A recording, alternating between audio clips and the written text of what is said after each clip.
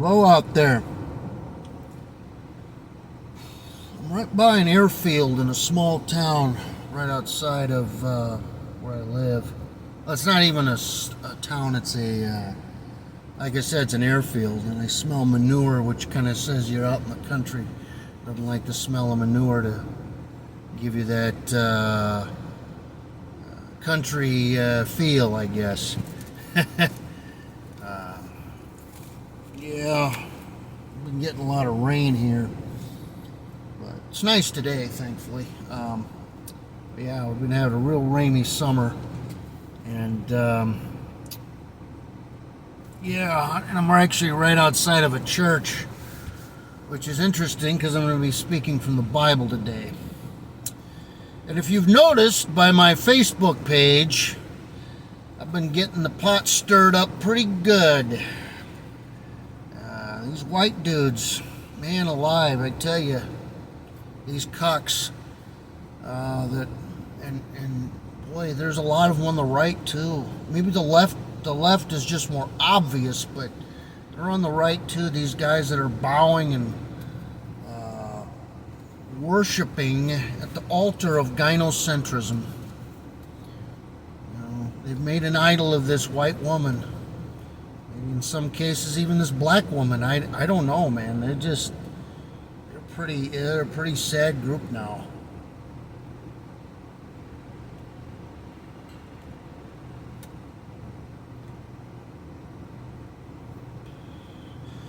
But yeah, I'm gonna keep doing it. I'm gonna keep hitting them with this, hitting them with the truth. Basically, hitting them with the truth. Keep trying to wake them up. Now, I'm going to go into some of my theories here on this ethno-race, on ethno-races. I'm going to go into my theories that I base off the Bible, and I'm going to read them to you, and explain them the best I can, Remember here two things. Take into context when I'm reading this. Number one, I'm not 100% European. I'm part non-European, I guess. I've told you this. So I'm not trying to elevate anything here. Besides give my own opinion, exegeting the Bible, and doing my best to explain it. Also, I'm not a determinist philosophically. I'm not a determinist, so I believe things are not set. So if I say a group of people is cursed, that doesn't mean that it's a set thing. They have the free will. How about this? They have the free will to change their path, to change their mind, to change their outlook. So, bear in mind with this, okay? So, here I'm going to go into Genesis 9. Now, the flood had just occurred, and there's only 8 people left, and that's Noah and his family. And Noah is we're restarting the world again after it was once destroyed. Now it talks about here the shame of Noah. So Noah, again, is a man, and he's about to sin, so here we go. And Noah began to be an husbandman. I'm reading also from the King James Bible, which I'm not a huge proponent of because of all the these and thous and language terms back then. But there's also it's a study Bible, so it means it translates from modern English back then to English now. So anyway, just to explain that. And he planted a vineyard and he drank of the wine and was drunken. So that's a sin, according to the Bible. To be drunk, to drink is not a sin, but to be drunk, as in your mood and your ability to think clearly and rationalize, and that is a sin. Because Jesus also I do believe, turned the water into actual wine. Alcoholic wine, not grape juice, but wine. But he didn't get drunk, or he would have sinned, and he did not sin. Jesus did not sin. So, but anyways, and he was uncovered within his tent.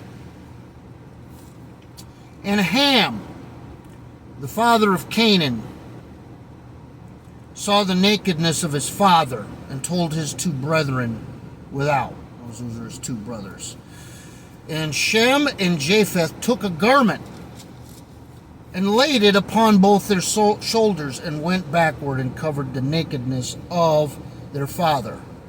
And their faces were backward, and they saw not their father's nakedness. And Noah awoke from his wine and knew what his younger son had done unto him. And he said, Cursed be Canaan, that was Ham's son, and a servant of servants shall he be unto his brethren. And he said, Blessed be the Lord God of Shem, in Canaan Ham's son shall be his servant. God shall enlarge Japheth, and he shall dwell in the tents of Shem, and Canaan shall be his servant. And Noah lived after the flood 350 years. And all the days of Noah were 950 years. And he died.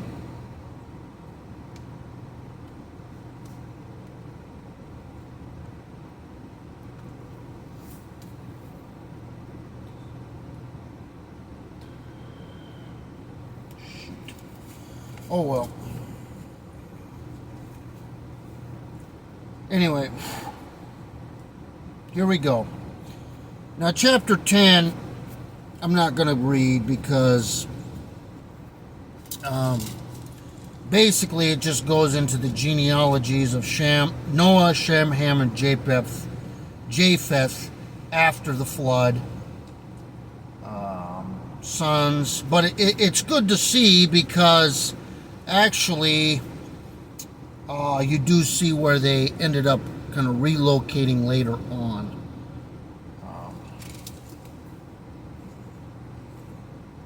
I'm not saying it isn't, I mean, it's just a lot of reading, but it's good to know where these people ended up relocating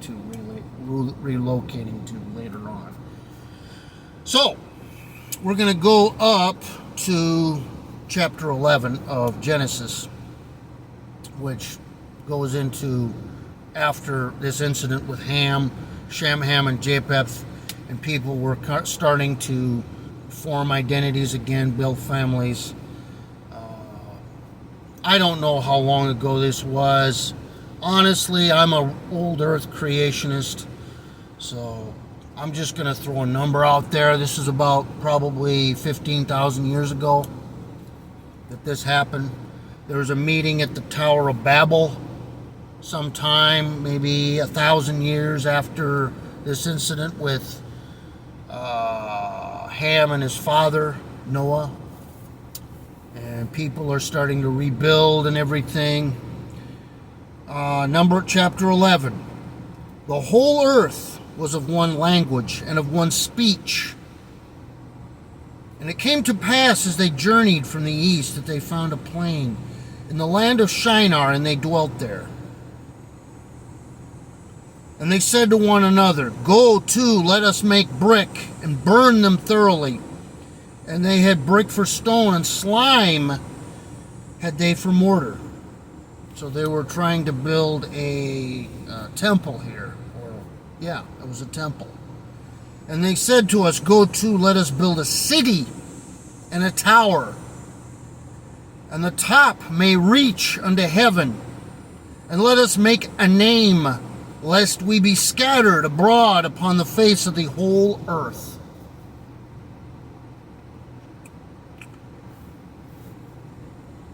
And the Lord came down to see the city and the tower, which the children of men builded. Now this is interesting, very interesting. This is more or less saying what God does not want.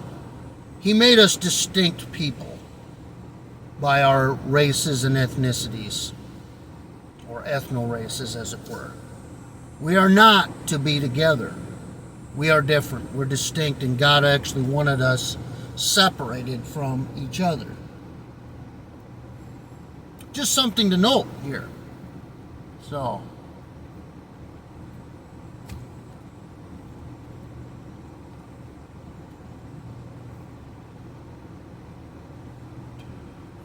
let me proceed on here.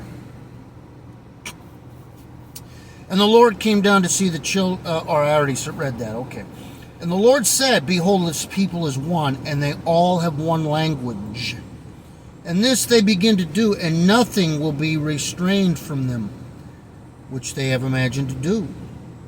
Go to, let us go down, and there confound their language, that they may not understand one another's speech. So the Lord scattered them abroad from thence upon the face of all the earth, and they left off to build a city. So they didn't build a city. Last of all, therefore is the name of it called Babel, because the Lord did there confound the language of all the earth, and from thence did the Lord scatter them abroad upon the face of all the earth. Now, and this is the reading of God's word, I do believe this, okay? And going back to the previous section that I read, the three major groups would be, I guess, the Africans, the Asians, and the Europeans.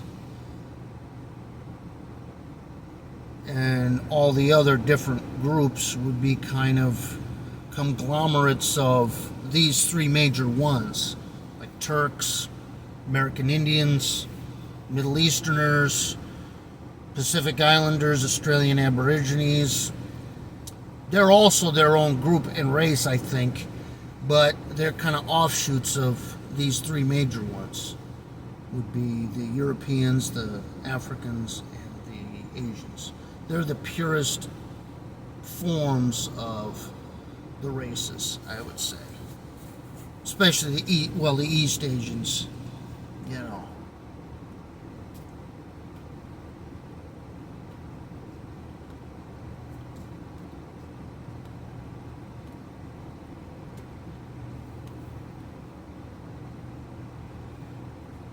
Anyway, to sum this up, it appears from historical evidence that the descendants of Japheth ended up migrating north to the region of Europe. And as God said, He's going to enlarge Japheth. He's going to make Japheth prosperous, as well as Shem, kind of for what they, as to what they did. We go back to that. God shall enlarge Japheth, and he shall dwell in the tents of Shem, and Canaan shall be his servant. So yes, that was kind of a curse. And I guess there are, I guess Ham meant in the language of that time was burnt or dark. So, and if it goes into 10, the descendants of Ham were Cush and Mizraim and Canaan. It looks like they all went to the region we know as Africa, and ended up kind of dwelling in those regions. And it appears And the varying offshoots of Ham would be actually the American Indian peoples, the Australian Aborigines, the South Asians of, like I said, Hindustan, India, and Pakistan.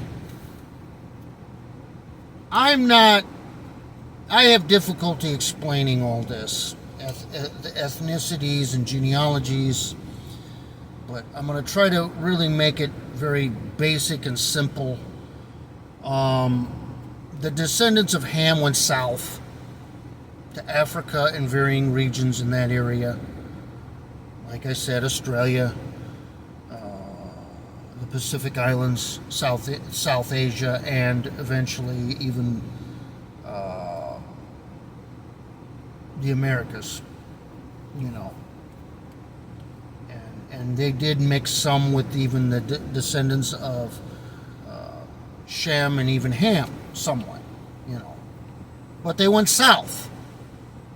The descendants of Japheth, which I even think some of the East Asians are part of, but they also mixed with the descendants of Shem and Ham. I think American Indians are descendants of the Japheth and Ham mixed, the American Indians. It appears that a lot of the Middle Easterners are of Shem, the descendants of Shem, and they stayed in that region, like the Arabs and the Berbers. And the South Asians are kind of a conglomeration of the Hamites and Shemites. And the purest form of Hamites are the Africans, especially the sub-Saharan Africans, that ended up relocating to West, South, and East Africa. And to say there is kind of a curse on them to some degree for what Ham did to Noah, which I think it appears that what he really was kind of doing was mocking his dad, especially in his drunken state. He mocked Noah. And Ham and Shem respected Noah by even covering him up when he was in a vulnerable state. And he'd sinned by drinking, but they still wanted to preserve his dignity, whereas Ham did not. Ham wanted to make light of it.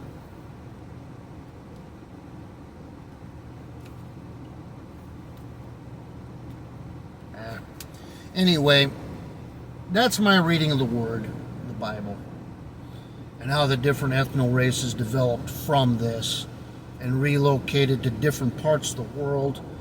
And God's curse on man was trying to be one and sinning against God by trying to stay together and build a city and a tower that would reach heaven and overthrow God. Again, rebellion against God.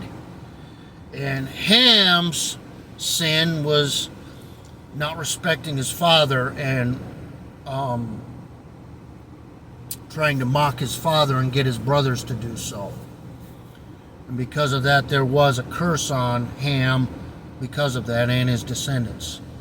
And as I said, lastly but not least, you do have a free will to change this curse by humbling yourself before God and repenting of your sin.